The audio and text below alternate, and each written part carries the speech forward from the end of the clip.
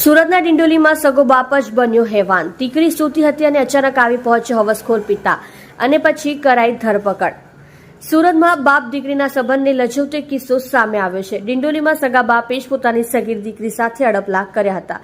સગીરા રાત્રે સૂતી હતી તે વખતે હવસખોર પિતાએ અડપલા કર્યા હતા.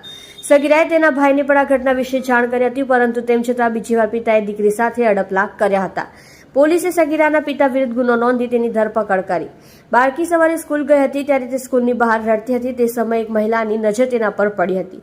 જાગૃત મહિલા સગીરાને લઈને પોલીસ સ્ટેશન પહોંચી હતી, જ્યાં પોલીસે સગીરાની પૂછપરછ કરતા નરાધમ બાપની કરતૂત ખુલ્લી પડી હતી અને સગા બાપે જ તેની સાથે શારીરિક અડપલા કર્યા હોવાનું ખુલ્યું હતું, જેથી પોલીસે સગીરાના પિતા વિરુદ્ધ ફરિયાદ નોંધી તેની ધરપકડ કરી છે. બાળકીના માતા છેલ્લા 3 વર્ષથી અલગ રહે છે.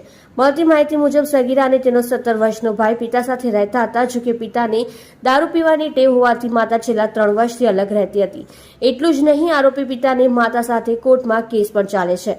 ત્યારે આ સમગ્ર મામલે હાલ તો પોલીસે બાળકીના પિતાની ધરપકડ કરી કાયદેસરની કાર્યવાહી હાથ ધરી છે. સર, ડિંડોલીમાં પિતા વિરુદ્ધ જ ફરિયાદ દાખલ થઈ છે, શું હકીકત છે?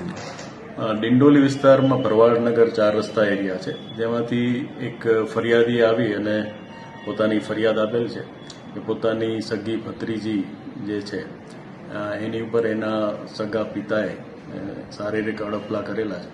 જે સંબંધે પોલીસે તાત્કાલિક એની ફરિયાદ લઈ અને કાયદેસર કાર્યવાહી કરી અને એની પિતાની ધરપકડ કરેલી છે. જ્યારે આ બાળા સાથે આવું કૃત્ય થયું ત્યારે એ પોતે જ પોલીસ સ્ટેશન પણ આવી ગયેલી હિંમત કરીને, અને પોલીસ સ્ટેશને એની વિના જાણીને એના કુટુંબીજનોનો સંપર્ક કરેલો અને ત્યારબાદ એની ફરિયાદ લઈ અને જે એનો પિતા છે એને અટક કરી અને એને જેલમાં મોકલી આપેલ છે. આ જે છે બાળા છે એની સાથે એની માતા હાલ એના વતન ગયેલી હોય ને એનો ગેરલાભ લઈ અને પિતાએ આ કૃત્ય કરેલું હોય એવું તપાસમાં ખુલવા મળેલ છે. સર, બાળા કઈ રીતના ડિપ્રેશનમાં હતી અને કઈ રીતે હિંમત કરી કે યુનિફોર્મ સાથે પોલીસ સ્ટેશન પહોંચી ગયેલી? બાળા છે એની સાથે અઠવાડિયા પહેલા પણ આ રીતનું કૃત્ય થયેલું.